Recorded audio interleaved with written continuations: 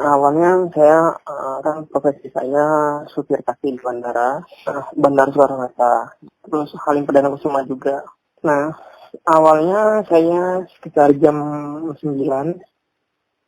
saya dapat tamu dari mau Taman Anggrek nganter ke gedung BRI 2, yaitu warga negara asing.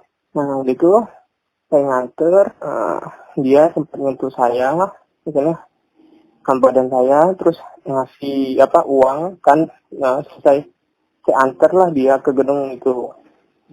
Gitu dia bayar, pakai uang cash, ya kan. Dia bayar, ya saya ambil uangnya. Tapi saya lupa waktu itu, lupa cuci tangan. Terus nggak lama, sekitar jam 1 atau jam 2-an itu siang, saya dapat tamu lagi, yaitu dari Cengkareng, tujuan ke Pondok Cabe. Tamu itu keadaannya lagi sakit, dia batuk-batuk. Ya kebenaran saya juga nggak pakai masker karena di Jakarta itu posisinya masker lagi susah waktu itu. Nah, dia batuk-batuk, dia megang mulut dia, padahal dia sih pakai masker juga sih gitu. Dia ngasih kartu Apple ke saya. Nah, udah itu saya antarkan dia ke lokasi tujuan dia. Nah, setelah itu jam 3 subuh saya pulang ke mes. Besok paginya tiba-tiba saya langsung panas, demam badan saya. Udah itu, walaupun saya demam, saya tetap kerja. Nah, saya dapat tamu lagi, tujuannya ke Jalan MH Tamrin. Dari gedung MH Tamrin itu, saya pas masuk ke lokasi gedung itu, saya dicek sama security-nya. Nah, suhu badan saya sangat tinggi waktu itu, sekitar hampir 38 derajat. Saya sempat hampir ditahan, pengen ditahan karena suhu badan saya tinggi, ya kan. Yang diperiksa atau gimana saya nggak tahu. Saya bilang saya cuma mengantarkan saja. Kok makin lama badan saya makin gak enak, makin panas gitu kan. Saya langsung menuju ke bandara. Nah, saya ke bandara, saya masuk ke tempat penungguan taksi. Udah itu saya tidur karena saya enak badan tidur. Nah, udah itu saya dilihat saya jalan, ya kan. Saya dapat tamu nganter ke Kelapa Gading. Nah, mulai sih pas besoknya itu saya udah mulai nggak nafsu makan. Badan saya lemes waktu itu. Jadi saya coba ke kantin, saya makan. Biasanya 1 piring itu habis, ini cuma 3 sendok. Saya udah nggak nafsu lagi. Mulanya sih dari demam, terus ke tenggorokan sakit atau susah makan.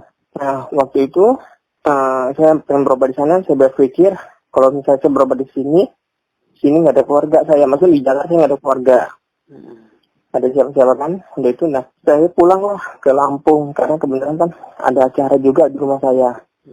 Saya pulang waktu itu hari Jumat, nyampe di Lampung pagi. Nah, sorenya saya langsung berobat ke klinik Kosasi. Waktu itu klinik itu saya dinyatakan cuma radang tenggorok aja sakit kata gitu kan. Terus dikasih obat lah. Nah, dikasih obat kok nggak ada perubahan. Nah, akhirnya saya berobat lagi. Itu belum ada gejala batuk. Nah, jadi saya berobat lagi lah ke dokter yang ada di Teluk. Nah, dikasih obat, katanya saya cuma radang, saya didiagnosa radang saluran pernapasan kata dokter itu. Kasih obat. Nah, udah kasih obat. Besoknya itu saya udah mulai batuk, terus mual, muntah-muntah. Nah, udah itu saya udah saking gak tahannya, saya minta bawa ke rumah sakit. Nah, waktu itu pas saya mau ke rumah sakit itu mulai agak sesak napas saya. Udah ngap-ngapan gitu istilahnya kan. Nah, akhirnya saya dibawa ke rumah sakit Advent. Dari rumah sakit Advent, dari ruang IGD itu saya langsung ditanggapin, langsung dibawa ke ruang observasi. Nah, waktu itu sebelum saya nggak tahu kalau saya itu positif COVID. Iya, maksudnya udah ada gejala. Gitu kan, maksudnya pihak Advent tahu kalau saya ada gejala di gimana, tapi nggak dikasih tahu saya gitu. Udah itu saya dirujuklah ke rumah sakit Abdul Muluk. Nah, waktu itu saya di ruang melatih, saya diobservasi lagi. Nah, diperiksa segala macem. Nah, itu pun pihak dari perawat maupun dokter tidak mengasih tahu saya masih COVID gitu, istilahnya kan saya positif, tahu-taunya saya dipindahin ke ruang isolasi langsung. Saya tanya sama perawatnya, keadaan saya gimana? Nah, nggak ada ngasih tahu kalau saya itu pasien COVID gitu. Oh yaudah, dibilang kan, nggak ada ngasih tahu. Terus di ruang isolasi itu berkomunikasi sama perawat itu lewat handphone. Jadi saya minta keluarga saya untuk membawakan handphone waktu itu bisa berkomunikasi sama perawat, ya kan, sama keluarga juga. Nah setelah itu yang ngasih tahu saya positif itu keluarga. Katanya lu kena positif COVID, tadi kan pasien 03, dibilang kayak gitu.